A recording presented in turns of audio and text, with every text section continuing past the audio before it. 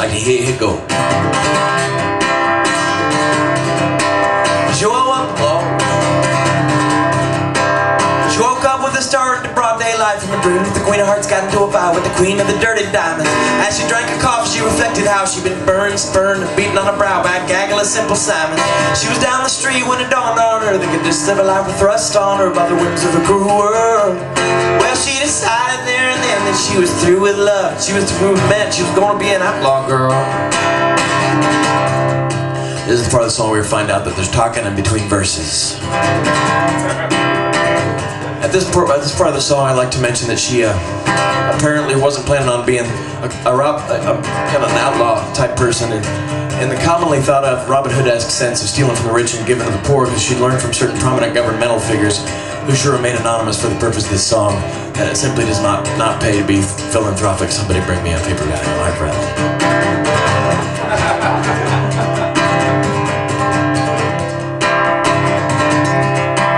Let's see here.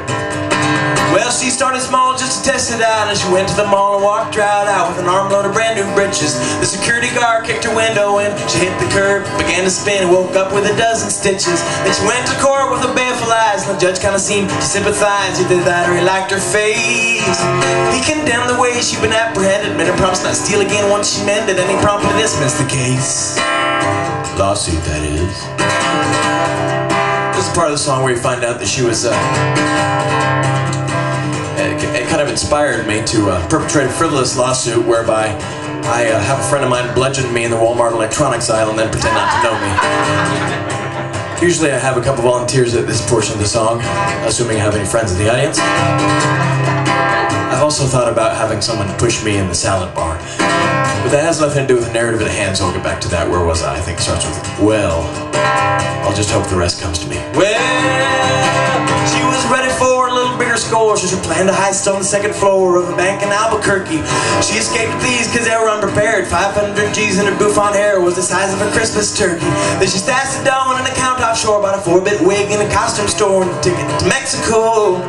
Well, when the plane touched down, she grabbed her bags and a couple of the other people's names on the tag and thrilled her from head to toe.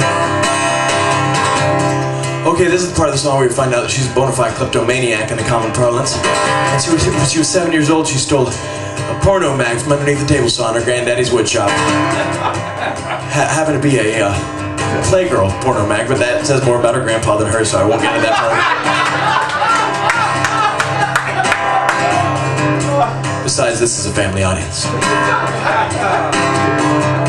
When her parents found out that she had stolen said questionable publication from underneath the table saw in her granddaddy's woodshop, they washed her eyes out with Dove soap.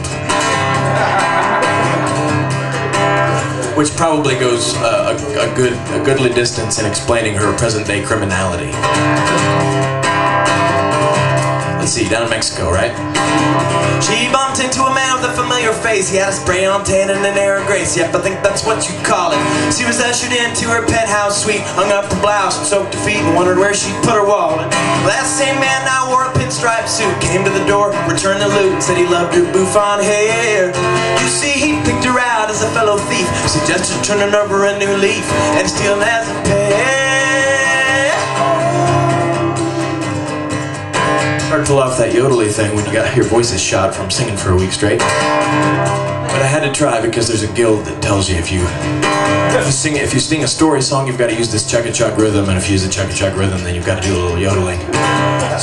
So I do my best. Yodeling, yodeling, yodeling.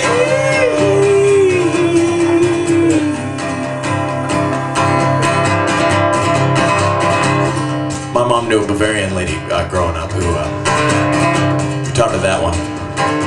She also taught her how to make these really good sandwiches out of Swiss cheese and rye bread. Anyway, I'm stalling for time because we've reached that point in the song after which nothing remains. This is, at the present moment, this is the end of the song because I have yet to write more verses to the song. There's a lot more to the story, so I'm going to keep writing verse after verse until I notice a hardcore glazed over expression in the faces of the drunken audience. Then I'm going to start trimming back verses one by one until that look disappears. Suffice it to say for now, however, I give dollars to donuts a couple of questions down there somewhere in Puerto Vallarta or Cancun or some such place eating fruit gazpacho on the beach that they stole from some poor unsuspecting fruit gazpacho vendor, of which I hear tell there are many down there south of the border. The song's called Dollars to Donuts.